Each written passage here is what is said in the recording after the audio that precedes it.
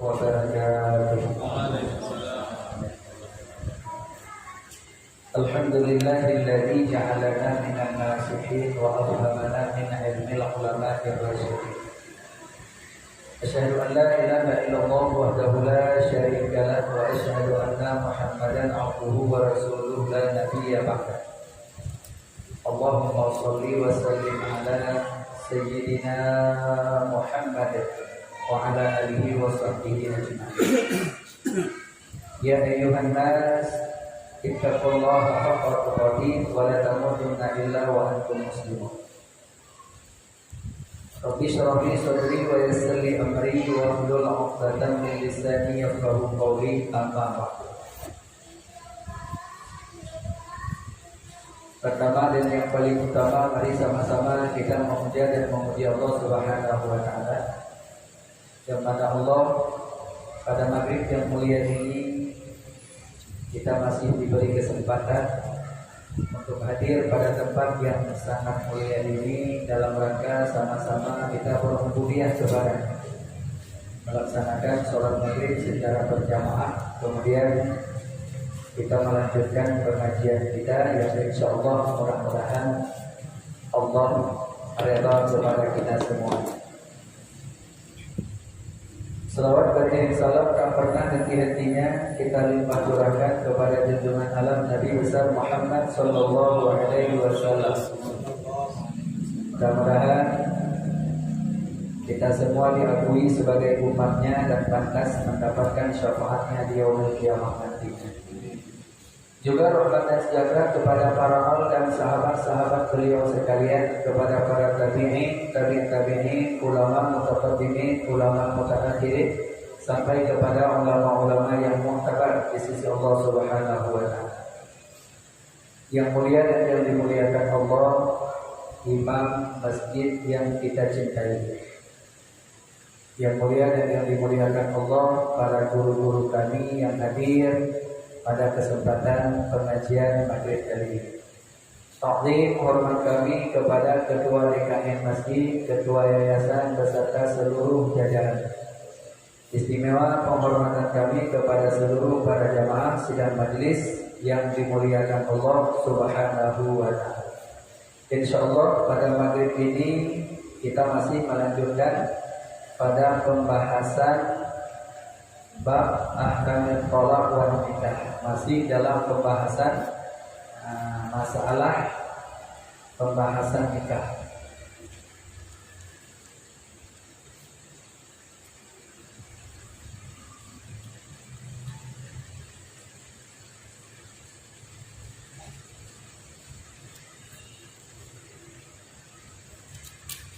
Kemarin sudah sampai pada haramnya seorang laki-laki memilih atas seorang perempuan. Sudah selesai, maka malam ini kita akan membahas nikah terbagi di atas 3. Ini belum ya? Ini baru mulai. Na'udzubillahi minasyaitonir rajim. Bismillahirrahmanirrahim. Dalam kitab Jami' Jawami al-Musannifah pada halaman 43 pada baris yang ke-6 dari bawah. Bismillahirrahmanirrahim. Dan adapun bermula pernikahan itu terbahagi di atas 3 bahagian. Di nikah ada 3 tipe, 3 model nikahnya.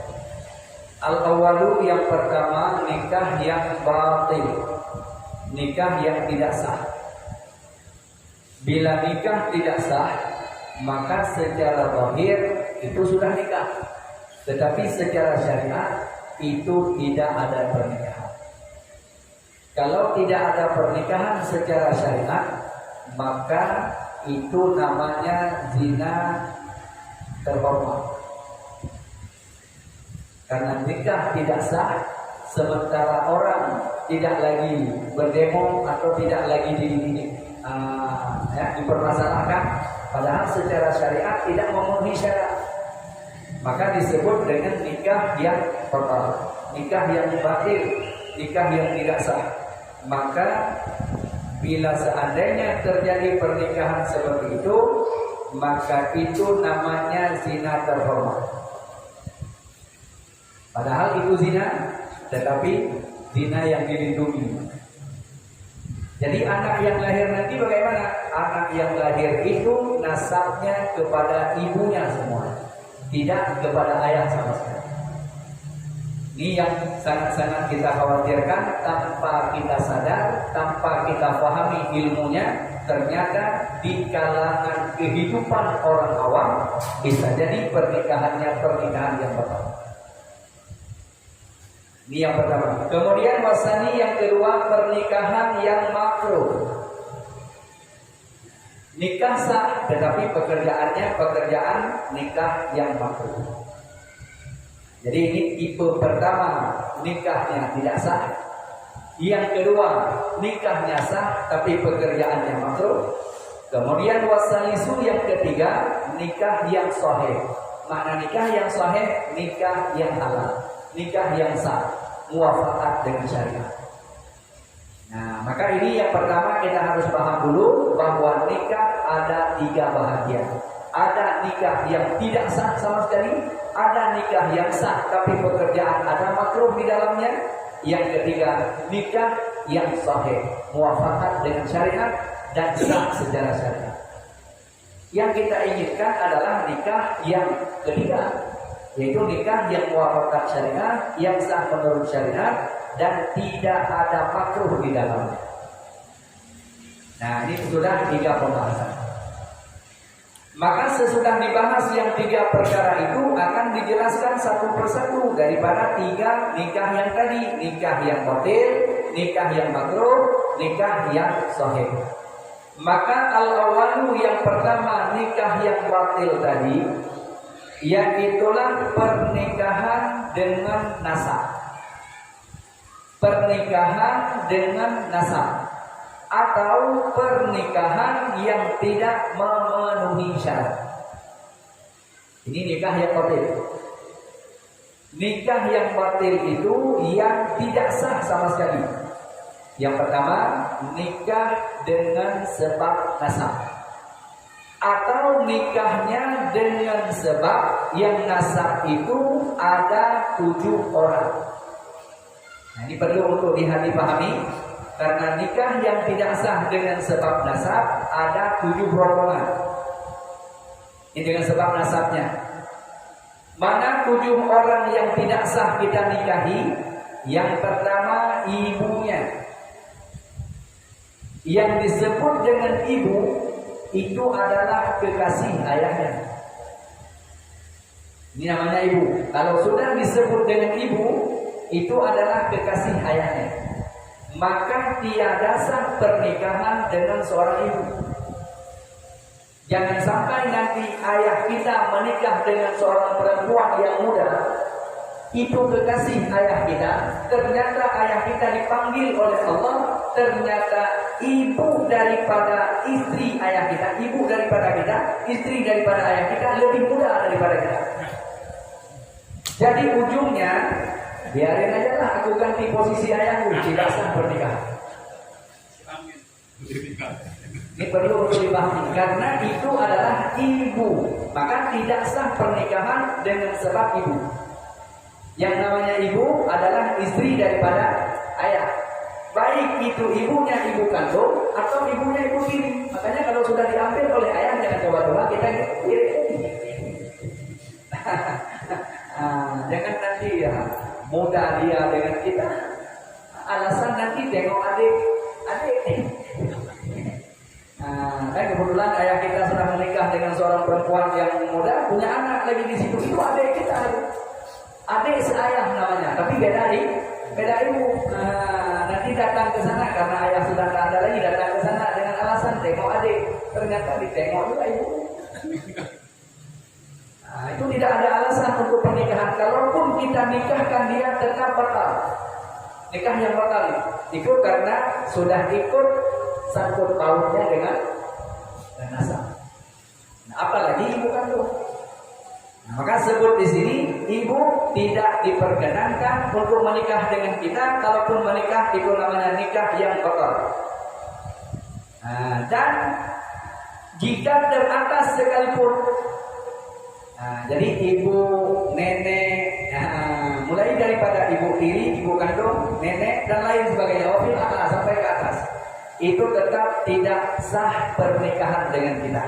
Itu adalah merupakan, andai pun terjadi pernikahan, itu nikahnya batal, tidak sah. Kemudian yang kedua, tidak sah pernikahan dengan anak, walau ke bawah sekalipun. Kita punya anak, ini punya anak ya. Ini yang namanya anak, dia punya anak, punya anak, punya anak, punya anak. Maka kita seorang laki-laki tidak sah pernikahan dengan anak dan anak sampai ke bawah sekalipun. Itu tidak sah. Beda antara anak nanti dengan anak. Anak dengan anak, kita punya anak. Ini anak dia, ini anak kita. Dan kita juga punya anak, dua anak kita. Nah, ini dua-duanya adalah anak kita. Kalau jalur anak, kita tidak boleh. Sama sekali batal. Tidak sah pernikahan. Tapi ternyata anak-anak kita, mereka punya anak-anak lagi. Nah, antara anaknya dengan anaknya namanya sepupu. Kalau sepupu, maka itu sudah beda jalur. Dan sah pernikahan sepupu. Nah, tapi bila seandainya ini pamannya mau menikah dengan anak adiknya, tidak boleh. Ini adiknya mau menikah dengan anak abangnya, juga tidak sah. Nah, tapi kalau anak dengan anak itu beda bab nanti. Yang dihitung di sini ayah sampai ke bawah sekalipun itu tetap tidak boleh, karena ini disebut dengan usul. Itu ini. Nah, maka ini tidak boleh ada pernikahan. Kalaupun ada, maka itu batal, pernikahan yang tidak sah. Nah, kemudian yang tidak sah juga pernikahan dengan sebab saudaranya. Dengan sebab saudaranya. Mana saudara? Yaitu baik sekandung dengan dia, seibu sebapak dengan dia, atau sebapak dengan dia. Nah, ini yang disebut dengan saudaranya adalah ini saudara. Ini dengan ini namanya saudara. Saudaranya nanti ada dibagi kepada saudara kandung, seibu sebapak dengan dia, atau saudara sebapak dengan dia, atau saudara seibu dengan dia. Itu tetap tidak ada pernikahan. Tidak sah itu pernikahan, karena bila pun ada pernikahan itu namanya batal. Contoh, seorang laki-laki yang dia menikah beberapa istri. Dia di Batam ada istri, di kampung ada istri, bahkan di tempat lain juga ada istri. Istri pertama dengan istri kedua dan istri ketiga tidak ada konek. Yang tahu hanya dia. Di sini dia punya anak, di sini punya anak, di sini punya anak. Bila seandainya tidak dikasih informasikan bahwa di Batam ada anak ayah, di sana ada anakku, di sana ada anakku, nanti dikhawatirkan anak dengan anak yang akan menikah. Itu akan terjadi. Nah, makanya berhati-hatilah dalam menyambut nasab. Nah, mesti harus dikasih tahu dan dikasih penjelasannya supaya tidak terjadi pertemuan nanti yang ujungnya mereka terikat nanti, ujungnya nanti ada pernikahan. Ujung di saat dicari ini ayahnya ini, yang ini pun nanti ayahnya yang ini. Nah, ini sudah pernah kejadian. Jangan tanya satu tempat, karena tempatnya tidak boleh kita sebut, itu kode etik. Ada seorang laki-laki menikah dia di satu daerah. Pertama di kampung dia sudah punya anak. Laki-laki anaknya di kampung pada istrinya yang pertama. Laki-laki dan ada adik-adiknya. Nah, ternyata dia di saat merantau, dia punya istri lagi di tempat rantau itu. Nah, ternyata pada istrinya yang dirantau itu dia punya anaknya perempuan.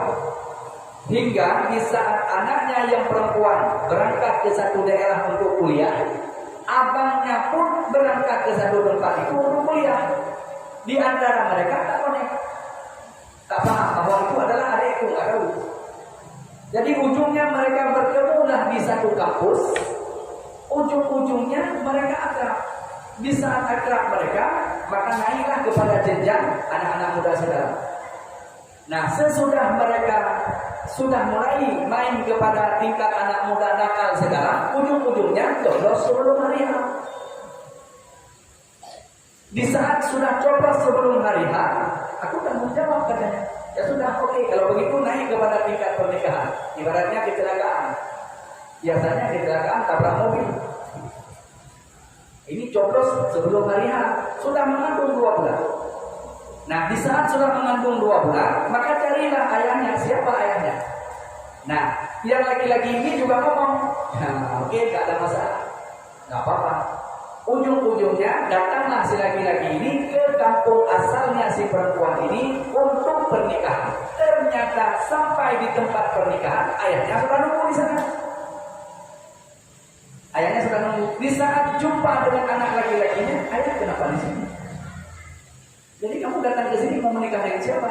Mau menikah dengan perempuan itu? Itu adekmu. Bagaimana ceritanya ini? Itu adekmu, sementara adekmu sudah mengandung anakmu. Gimana ceritanya? Ujungnya yang laki-laki U-turn balik, yang perempuan U-turn balik. Entah satu kemana pergi, entah yang satu kemana pergi. Kalau sudah seperti itu kejadiannya bagaimana? Kesalahan siapa? Nih laki-laki yang kesalahan. Nah, itu namanya, kalaupun dilanjutkan pernikahannya tetap tidak sah, karena itu adalah saudara. Nah, makanya perlu untuk kita berhati-hati, karena pernikahan saudaranya itu tidak sah, termasuk dalam kategori pernikahan yang batal. Nah, ini kejadian adalah merupakan kisah nyata. Makanya ini adalah hati-hati bagi kita, karena itu tidak sah pernikahannya. Nah, kemudian selanjutnya yang tidak sah itu adalah, ya, kalau dalam bahasa Melayunya mak muda, kalau dalam bahasa kita adik daripada ayah kita di pihak laki-laki, atau kakak dari ayah kita di pihak laki-laki, atau adik di pihak perempuan, adik daripada ibu kita. Siapa nama kalau kita sebut? Bibi. Nah, kita dengan bibi kita tak boleh pernikahan. Kita dengan bibi lewat ayah kita juga tak bisa, tak boleh pernikahan. Bibi, maka bibi adik dari ayah. Ayah kita punya adik, ini adik ayah kita, perempuan. Kita ini tak boleh menikah dengan adik ayah kita. Nah, atau adik daripada ibu kita. Nah, ibu kita ini punya adiknya, namanya bibi kalau kita. Lebih mudah kita pahami bibi lah. Dengan bibi itu tidak sah pernikahan, termasuk dalam kategori nikah yang batal. Kalaupun dipaksa, maka itu tetap tidak sah. Nah, kemudian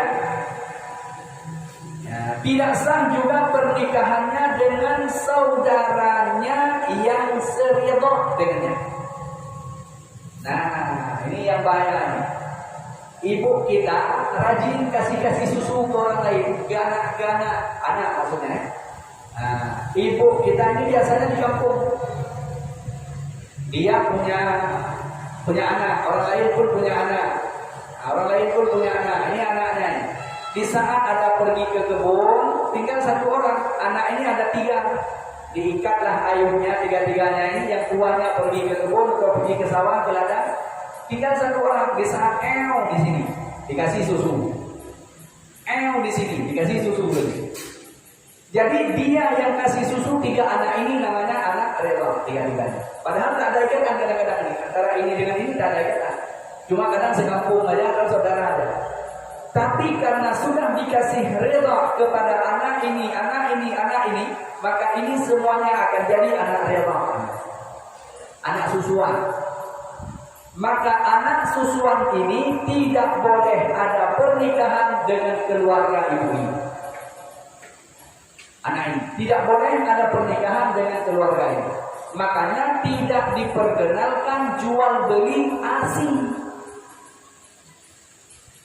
Karena bila diminum oleh anak-anak yang belum umurnya 2 tahun, dan ada 5 tegukan atau 5 kenyang dia, karena itu antara teguk 5 kali dengan kenyang 5 kali itu ada perbedaan para ulama. Ada khilaf para ulama.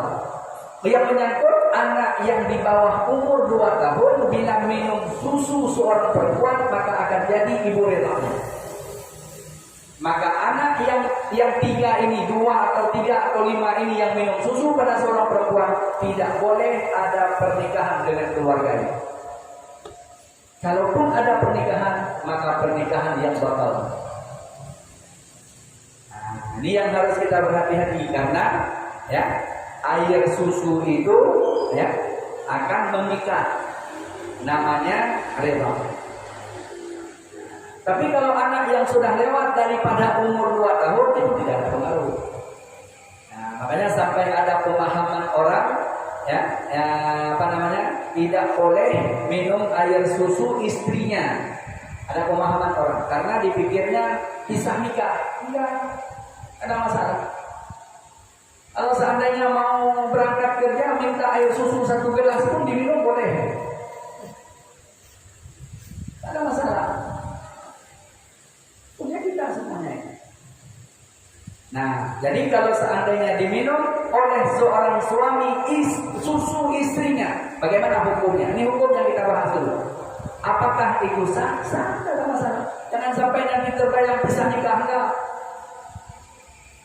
Yang tidak boleh menikah bila diminum oleh anak di bawah umur 2 tahun, baru menjadi anak riba. Kalau yang minum pun sudah di atas 2 tahun, maka itu tidak akan jadi lagi kepada anak riba. Ada seorang perempuan misalnya air susunya banyak dia. Nah, kan? Jadi ujungnya diperas, dimasukkan ke dalam freezer, dijual. Tidak ada masalah dijual. Tapi yang minumnya bukan anak di bawah umur 2 tahun. Yang minumnya bapak-bapak misalnya. Yang minumnya dijual di pasar misalnya. Nah, tidak ada masalah. Sama seperti kita minum air susu biasa, air susu sapi biasa. Ada beda. Nah, siapa tahu kadang-kadang nanti ada perusahaan kan, ada perusahaan yang menampung air susu ibu-ibu. Nah, diperjualbelikan. Jadi apa namanya sekarang? Mikro UMKM.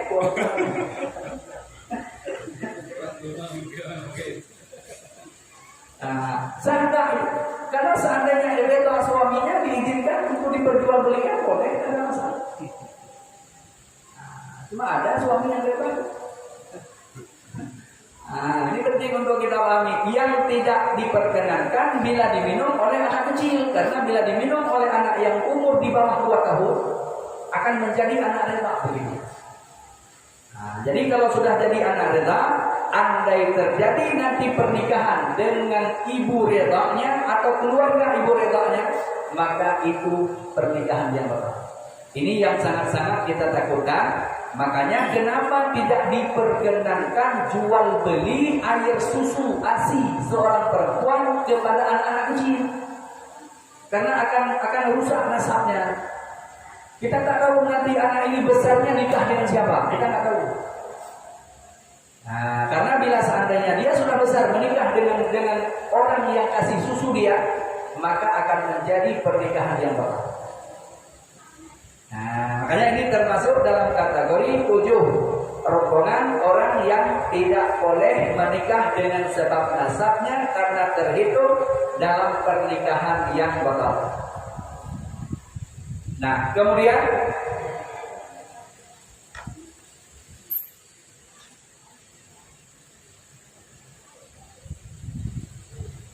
ini adalah merupakan pembahasan yang menikah dengan sebab nasab dan dengan sebab rela. Nah, ini termasuk dalam kategori pernikahan yang pertama, pernikahan yang batal. Kemudian yang kedua disebut dengan pernikahan yang makruh. Nah, ini masih dalam pernikahan yang batal. Umpama ini ada dikasih contoh. Termasuk juga pernikahan yang tiada diperkenankan, yang tidak sah itu dengan sebab musyawarah. Itu juga tidak sah pernikahannya, karena nikah yang ada ikatan musyawarah maka tidak boleh ada pernikahan. Siapa itu saharahnya? Tidak boleh menikah dengan seorang perempuan yang sudah kita nikahi anaknya. Kita ini laki-laki menikah dengan seorang perempuan. Perempuan ini punya ibu dia. Nah, ini. Maka dengan ibunya sama sekali kita tidak boleh lagi menikah. Namanya mertua. Nah, kalau dalam bahasa kitabnya saharah. Karena dengan ibu mertua kita tidak lagi bertemu. Dengan ibu mertua kita salamin beliau, kita cium tangan beliau tanpa lapik, wudhu kita tak betul, wudhu beliau tak betul. Nah, maka dengan ibu mertua tidak boleh ada pernikahan. Kalaupun ada pernikahan, tetap itu pernikahan yang batal. Kenapa? Karena kita sudah menikahi dengan putrinya. Nah, maka apabila ada seorang laki-laki yang menikah dengan ibunya, ternyata ibu ini punya anak perempuannya dari suaminya yang dulu, dengan seorang perempuan yang janda itu punya anak gadis, ada anak perempuannya. Seorang laki-laki yang menikah dengan seorang perempuan yang punya anaknya, maka atas kaul yang muhtamad, bila sudah menikah dengan ibunya, dengan anak ini tak boleh juga menikah. Ini atas kaul yang muhtamad, karena sudah kita ambil ibunya, anaknya sudah jadi anak kita, karena anak istri, tak boleh menikah atas kaul yang muhtamad. Namun wakilah pendapat sani sah menikah dengan anak perempuan ini, dengan catatan ceraikan ibunya. Ceraikan ibunya, maka sah menikah dengan anak tiri kita. Siapa tahu kadang-kadang ada laki-laki yang tingkat itu seolah-olah dunia ini seluas daun kelor saja. Udah ambil ibunya, ambil anaknya lagi. Bagaimana hukumnya? Maka pegang pada pendapat lemah, maka sah. Tapi kalau kita berpegang pada pendapat yang mu'tamad, itu tidak boleh. Hukumnya tidak diperkenankan. Nah, ini perlu untuk kita hadirkan supaya kenapa? Andai kejadian seperti yang demikian, bila dia menikah dengan ibunya, ujungnya yang ambil anaknya. Ini yang parah. Menikah dengan ibunya, tak hamil-hamil. Tahu-tahu yang hamil anaknya. Jadi tahu siapa, ternyata ayah tirinya. Nah, ini bagaimana caranya ini kalau sudah seperti itu? Nah, jadi mengalahlah ibunya yang sudah labang, kalau begitu ceraikan aku.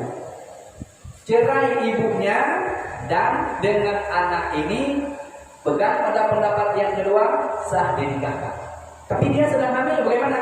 Pernikahan sedang dalam hamil, bila cukup syarat dan rukunnya, nikah tetap sah. Tapi pekerjaan haram. Nah, makanya menikahkan orang yang sedang hamil, itu nikahnya bila cukup syarat dan rukun-rukun nikahnya cukup, maka nikah tetap sah. Tetapi pekerjaan orang yang menikahkan orang sedang hamil, itu hukumnya haram. Ini penting untuk kita hadirkan supaya kenapa? Hukumnya supaya kita tidak bingung. Nah, tapi angka sebaliknya, bila kita sudah menikah dengan anaknya, dengan ibunya tak ada khilaf. Ini tak ada khilafnya. Apalagi sekarang banyak orang ikut-ikut sinetron nih. Bahaya ikut-ikut sinetron nih. Menikah dengan anaknya, ujung-ujungnya selingkuh dengan ibu mertuanya. Na'udzubillah. Ini hati-hati. Nggak ada jalan ini dengan ibu mertuanya. Cerai pun anaknya. Ini ibu mertua sampai dunia kiamat, itu ibu mertua kita. Tidak ada boleh lagi kita ada pernikahan dengan beliau, dan tidak akan batal wudhu lagi walaupun dengan anaknya sudah cerai. Nah, ini yang perlu untuk dihadirkan supaya tidak akan terjadi di kalangan orang awam, di kalangan kita umat, supaya tidak menjadi bingung dalam menghadapi persoalan-persoalan yang saat ini semakin hari semakin banyak masalah. Di tahun ini belum kita dapati. Tahun 2022 kemarin 1.000 lebih kasus perceraian di Kota Batam. Hampir 2.000 kasus perceraian. Makanya perlu untuk kita pahami karena ada perceraiannya karena perselingkuhan, karena ekonomi, karena macam-macam. Makanya ujung-ujungnya timbul nanti permasalahan bermacam-macam. Nah, ini adalah hal yang perlu untuk kita hadirkan supaya tidak jadi simpang siur di dalam kita menghadapi permasalahan di kalangan umat. Jadi dengan ibu sahara atau disebut dengan ibu mertua itu tidak ada jalan untuk ada pernikahan. Kalaupun dia dipaksakan untuk menikahkan, maka tetap itu nikah yang batal. Dan juga setengah daripada nikah yang batal itu yaitu nikah yang berwaktu kontraknya. Ini adalah merupakan juga sebahagian setengah daripada nikah yang batal, nikah yang disebutkan di dalam akadnya berwaktu masa. Aku terima nikah anak bapak si fulan kepadaku dengan masa 6 bulan. Karena ada tugasnya 6 bulan di sini. Nikahnya kontrak, tidak boleh. Tidak sah pernikahan yang menyebutkan masa. Tapi kalau tidak disebutkan masa sampai 6 bulan nanti diceraikan, itu tidak ada masalah. Nikah seperti biasa. Nikah seperti biasa semuanya. Tapi dia ngomong, saya tinggal di sini 6 bulan. Kalau saya tidak menikah, saya khawatir akan kepeleset kepada Dina, maka saya akan menikah. Ya. Tapi dia tak ngomong bahwa 6 bulan nanti akan aku tinggalkan engkau, enggak. Ada yang ngomong itu.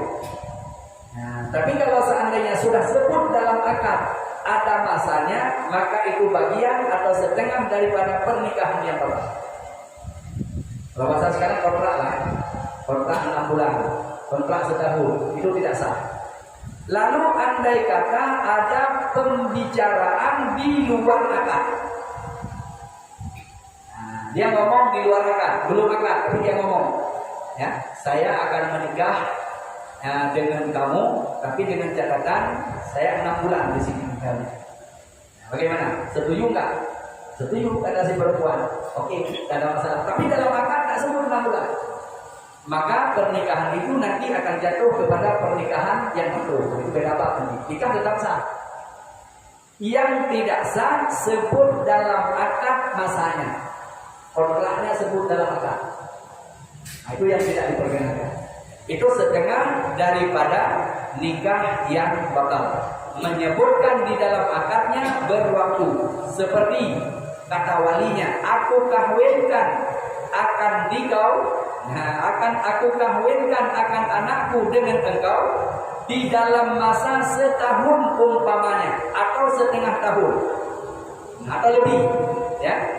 Maka itu pernikahan yang tidak sah.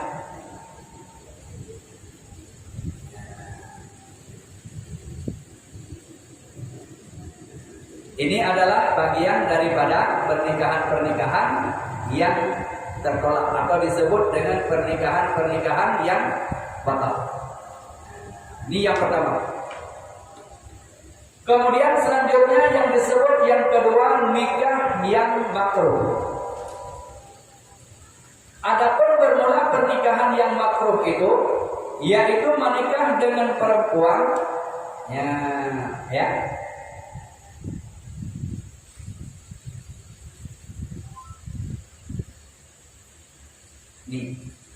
Adapun pernikahan yang makruh ini perempuan yang sudah perempuan yang sudah ada tunangan dengan orang lain. Ini perempuan ini sudah ada tunangan ini dengan si A. Sudah dipinang oleh orang lain. Nah, ternyata di saat datang kita dia terima yang lainnya, padahal dia sudah ada tunangan dengan orang lain. Nah, maka apabila pernikahannya perempuan ada tunangan dengan orang lain dengan tiadanya rela orang yang meminangnya, nah, dan tiada ditolak oleh walinya, dan tiada mengekalkan dia oleh yang dahulunya, maka itu pernikahannya sah. Namun pernikahan yang sudah ada ikat paut dengan tunangan orang lain, maka itu hukumnya makruh. Itu bagian daripada nikah yang makruh itu. Kenapa kita ambil yang sengketa? Padahal masih banyak yang masih tidak ada ikatan apa-apa dengan orang lain. Nah, tapi bila seandainya dia reda dengan pernikahan dengan yang kedua ini dia sudah ada tunangan dengan si A. Cuman kata si A ini, kata yang ini yang tunangan yang pertamanya, ya sudahlah Dik, kalau seperti itu aku rela engkau menikah dulu dengan dia, karena di saat ini nampaknya aku belum siap untuk menikah. Maka relalah si yang tunangan tadi untuk menikah dengan orang lain, maka itu tidak termasuk dalam kategori makruh. Nah, ini yang makruhnya dengan orang yang tunangan pertamanya itu tidak rela.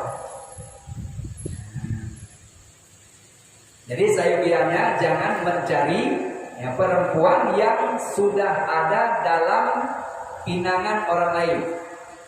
Karena kalau kita ambil perempuan untuk menikah dalam pinangan orang lain, maka itu nikahnya sah, namun pekerjaan kita dihitung pernikahan yang makruh.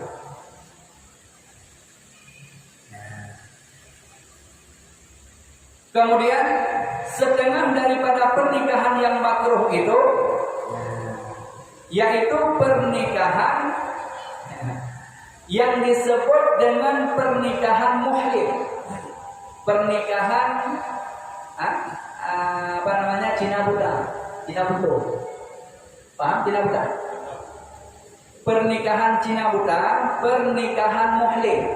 Ada seorang laki-laki menceraikan istrinya, cerai 3. Namanya cerai bain. Ini namanya cerai bain. Si perempuan ini sama sekali tidak boleh lagi rujuk dengan laki-laki ini karena sudah talak 3. Ujung-ujungnya sudah selesai cerai karena ini ada anak, ujungnya beralasan sayang anak. Untuk balik kepada si perempuan ini tak ada jalan. Ujungnya si perempuan ini, si laki-laki ini cari laki-laki lain. Dia ngomong, menikahlah sebentar dengan mantan istriku. Untuk apa tujuannya menikah? Supaya nanti sesudah engkau menikah, tak lama kemudian engkau cerai balik. Habis iddahnya dia, maka baru boleh si laki-laki ini menikah balik dengan si perempuan tadi. Ini namanya muhlil. Dalam bahasa kita namanya muhlil. Orang yang menghalalkan di antara perempuan ini dengan laki-laki ini. Kalau bahasa Melayunya Cina buta. Talak 3. Kalau talak 1, talak 2 itu namanya talak raj'i. Kalau talak raj'i maka itu boleh rujuk tanpa ada muhlil. Kalau sudah lewat iddah maka dia nikah yang jadi. Kalau belum habis iddah maka dia langsung kembali dengan raj'inya, dengan rujuknya. Jadi bahasa rujuknya dia langsung balik ke istrinya, langsung dia ngomong, aku kembalikan nikah, sudah selesai. Ada yang ngomong lagi harus pegangnya si perempuan, pegang nggak pegang pun nggak apa perkara. Dengan catatan masih dalam masa iddah. Tapi kalau sudah habis iddah, maka wajib nikah yang jadi, tidak perlu ada muhlil. Yang perlu ada muhlil ini yang nikahnya talak 3. Kalau sudah talak 3, ini tidak ada jalan lagi kecuali si perempuan ini menikah dulu dengan orang lain. Tapi sesudah menikah dengan orang lain ternyata orang ini tak cerai lagi. Kalau sudah tak cerai lagi, kita tidak boleh menyuruh dia ceraikan mantan istriku, nggak bisa. Karena saat ini istri orang. Saat ini bukan istri kita, tapi mantan istri kita saat ini adalah istri orang lain. Jadi bagaimana ini? Ya udah telan lagi ya udah. Kalau tidak dicerai lagi. Nah, seperti itu. Karena banyak kejadian itu yang jumpa terus si laki-laki ini. Malah ada bahasa ancam lagi, ceraikan mantan istriku. Kata laki-laki ini, kenapa kau suruh cerai istriku? Dan aku mau balik dengan mantan istrimu. Itu mantan istrimu, dulu istrimu, sekarang istriku. Karena banyak juga perempuan ini yang ngomong. Apa dia ngomong kepada suami yang keduanya, Pak? Kalau bisa abang jangan ceraikan aku lagi. Kenapa kata si laki-laki ini? Enggak, soalnya kalau abang cerai, kalau abang ceraikan aku balik, ini pasti si Firman ini balik lagi. Ada perempuan yang ngomong kepada mantan suaminya ini si Firman ini katanya. Nah, jadi diminta oleh si perempuan ini kadang-kadang tidak dicerai lagi. Ujungnya ini si laki-laki yang kedua ini bertahan. Tapi gimana ceritanya? Aku udah ambil duit dia dulu. Enggak apa-apa, kita cari dua-dua, kita bayar duit dia dulu. Jadi gimana ceritanya? Apakah boleh ini untuk memaksa supaya istrinya diceraikan? Enggak bisa. Kalau dia memaksa ini orang untuk menceraikan istri orang, maka dia termasuk merusak satu masjid. Makanya jangan coba-coba untuk menghancurkan rumah tangga orang lain. Kalau sudah termasuk terlibat ke situ, dosanya kayak seperti kita menghancurkan satu masjid, merobohkan satu masjid. Ini yang perlu harus kita berhati-hati, karena ini adalah merupakan sangat besar resikonya. Nah, ini adalah pembahasan pernikahan yang makruh, termasuk seperti pernikahannya Muhlil, disebut dengan pernikahan Cina buta. Nah, yang disyaratkan waktunya, kalau nggak disyaratkan waktunya nggak apa-apa, karena ada laki-laki yang ngomong. Kalau seandainya engkau bisa, menikahlah dengan mantan istriku. Kalau seandainya nanti engkau tidak senang lagi, maka tinggalkan dia.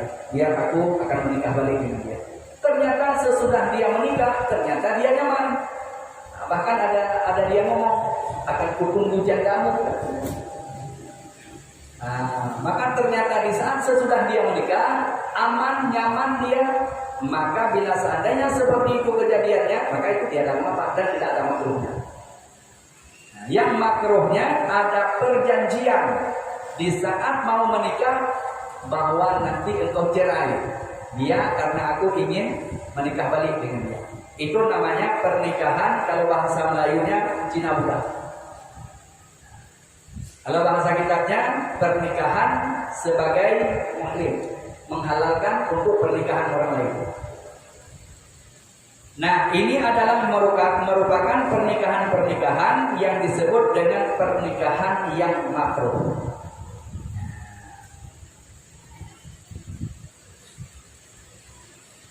Nah, kemudian selanjutnya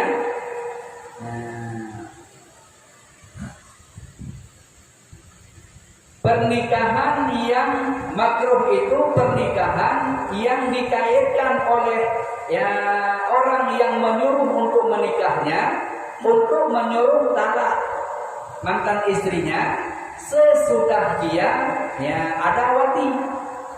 Jika sudah engkau wati, engkau talak akan dia. Karena yang demikian itu maka membatalkan nikah.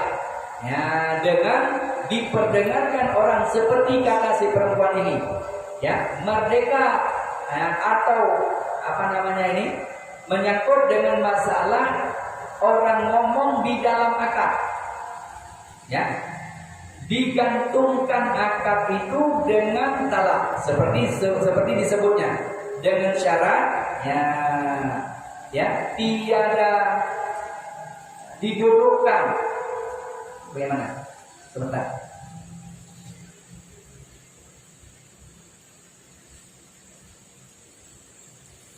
Nah, tiada makruh pernikahan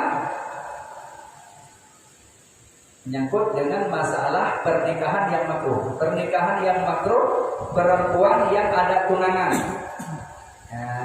yang tiada reda tunangannya. Nah, kemudian selanjutnya pernikahan yang disebut cina buta, yang mengkaitkan nanti perceraiannya. Sesudah engkau nikah, kemudian sesudah engkau wati, engkau ceraikan. Dia balik, kemudian nanti habis nikah aku akan menikah balik dengan dia. Nah, bila dikaitkan dengan demikian, maka itu pernikahannya tetap disebut pernikahan yang makruh. Nah, namun bila seandainya disebutkan, diakadkan, disebut di dalam akadnya, maka termasuk dalam kategori akad yang batal. Nah, berarti bila disebut di luar akad, maka sisa nikahnya, tetapi itu nikah makruh. Yang batal bila disebutkan di dalam akad. Nah, ya, aku terima nikahnya seorang perempuan yang bernama si Fulan, anak bapak kepadaku. Ya, sesudah wati diceraikan, sebut wati dan diceraikan, maka itu termasuk dalam kategori nikah yang batal dan tiada sah itu nikahnya. Jadi ini adalah merupakan nikah yang makruh dan nikah yang batal. 1 dan 2. Kemudian selanjutnya yang ketiga disebut dengan nikah yang sahih, lagi disunnahkan oleh Rasulullah Sallallahu Alaihi Wasallam. Mana nikah yang sahih dan nikah yang sah? Itulah nikah yang tidak termasuk dalam kategori nikah pertama dan nikah yang kedua, dengan memenuhi rukun-rukunnya nikah. Nah, jadi rukun nikah akan kita bahas nanti pada pengajian selanjutnya. Nah, jadi rukun nikah itu ada beberapa perkara, kemudian ya, syarat-syarat untuk sah nikahnya, atau disebut dengan fardunya nikah. Nah, jadi insya Allah nanti ke depan akan kita bahas sebagai syarat untuk sahnya nikah. Jadi ada walinya, ada saksinya. Nah, jadi insya Allah nanti ke depan akan kita bahas. Sebelum kita tutup, ada pertanyaan? Kamu habis selesai? Oh, sudah lewat. Maka insya Allah nanti ke depan saja kita sambung kembali karena masanya sudah habis. Dan insya Allah mudah-mudahan apa yang kita bahas pada malam yang mulia ini ada manfaat, khususnya kepada pribadi kami sendiri, umumnya kepada saudara-saudaraku sekalian. Terima kasih atas segala perhatian. Mohon maaf atas segala kekurangan. Usikum warahmatullahi. Wassalamualaikum warahmatullahi wabarakatuh. Dan insyaallah